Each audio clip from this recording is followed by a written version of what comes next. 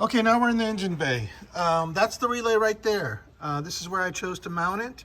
It was a good position. I did screw up the first mounting hole. It was a little too low, so the relay wouldn't quite sit where it should. So I had to change that. Talking a little bit about the wires.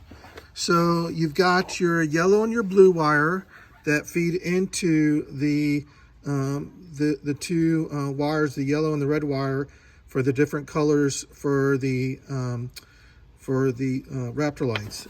Then there's your ground. That is the common ground I chose right there. If you'll see where the blue wire goes in and the black wire go in, that's the ground that I chose for this.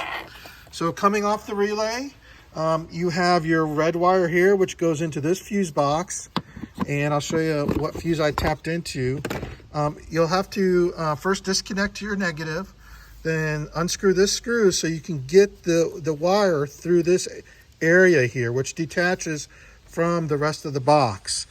Okay, and then you can run your red wire here, and I just used add a fuse right here at the USB 2, and that's how I get power to both the relay as well as the lights.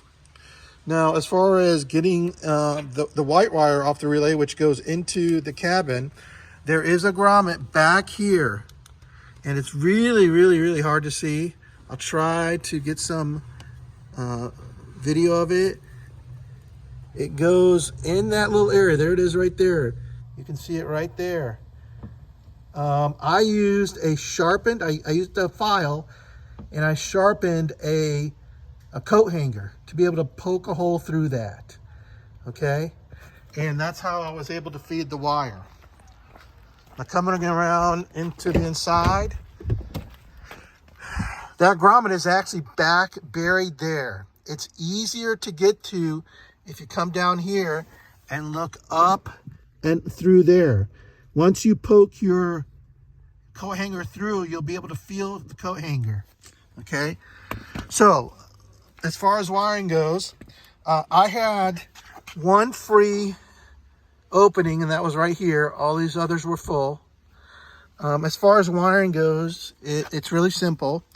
So if you just follow the diagram that is in the video earlier, this red wire is the one that comes from the engine bay, goes to the blue wire. That's what allows the relay switch to change. This is my ground, and I grounded it right up here to a common ground. So for my power for my LED indicator, you want to go to the fuse box, and that's where I used add a fuse. Okay, note that once you use add a fuse, you will not be able to put the cover back on. So I just stuck that in the glove box. Now initially I had some trouble with the icon LED. I initially tapped in to the very next switch, both ground and power, and I ran into some issues. And so what I did is I changed that up, and I went to a common ground.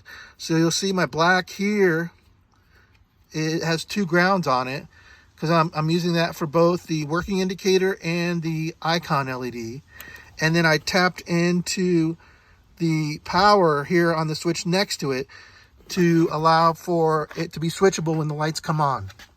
So you'll see here, let me pull this up real quick. When my lights come on, I get LED, and when they come off, they're off. Okay? So as far as the Raptor lights, so the way I've set them up is when there is no light lit, I like to have my ambers. So right now you have the ambers. And when I press the switch, I get an LED indicator, and now my whites are on.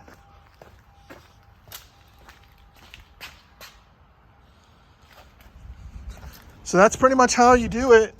It's not complicated. It just takes a while, takes some patience, and a little bit of understanding of how to use a multi